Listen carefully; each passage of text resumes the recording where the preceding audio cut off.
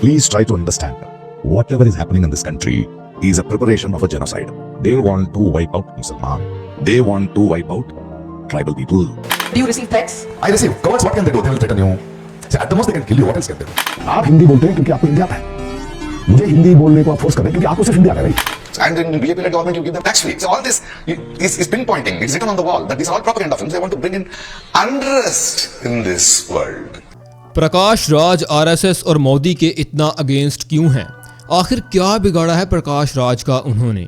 एक ऐसा एक्टर जिसने 5 नेशनल अवार्ड्स अपने नाम किए, अपनी दमदार एक्टिंग से विलेन रोल्स को 7वें आसमान तक पहुंचा दिया। फिर क्यों वो आज एक्टिंग से ज़्यादा अपनी क्रिटिकल स्पीचेस और अपने बोल्ड व्यूज़ की वजह से जाने जाते हैं? Even being a Pakistani fan, अपनी चाइल्डहुड में मैंने उनके आइकॉनिक विलेन रोल्स जो कि उन्होंने वांटेड और सिंघम में प्ले किए, उनको काफ़ी इंजॉय किया। लेकिन आजकल वो बेहतरीन एक्टर होने के बावजूद फिल्म्स में कम और टॉक शोज में ज़्यादा नजर आते हैं। क्यों इंडियन फिल्म इंडस्ट्री ने उनको साइडलाइन कर दिया है? आइए जानते हैं। प्रकाश राज ने अपना करियर बेंगलुरु में एक थिएटर से शुरू किया।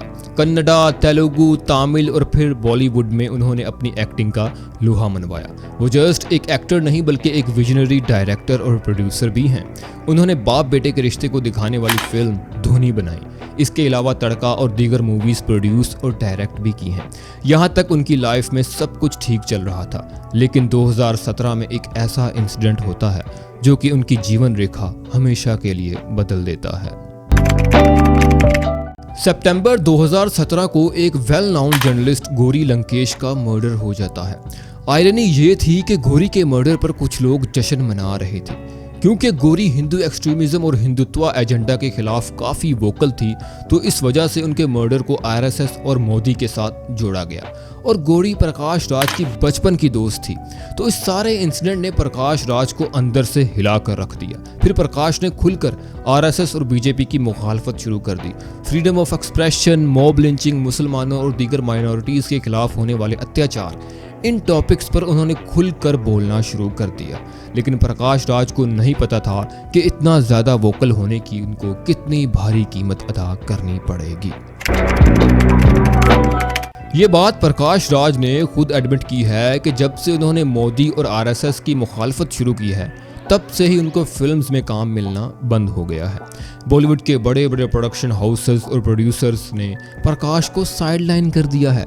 इवन आज ब्रांड्स तक उनके साथ कॉन्ट्रैक्ट्स को ख़त्म कर चुके हैं, सिर्फ इस वजह से कि वो सच बोलते हैं और सच बोलने की कोशिश करते हैं, और ये बात उन लोगों को डाइजेस्ट नहीं हो पा रही। प्रकाश राज के सपोर्टर्स का कहना है कि वो एक जिम्मेदार इंडियन सिटीजन है जो कि सच का साथ देते हैं और इंडिया को टॉप प्रायोरिटी पर रखते हैं। एक ऐसा इंडिया चाहते हैं जहां सभी बराबर हों।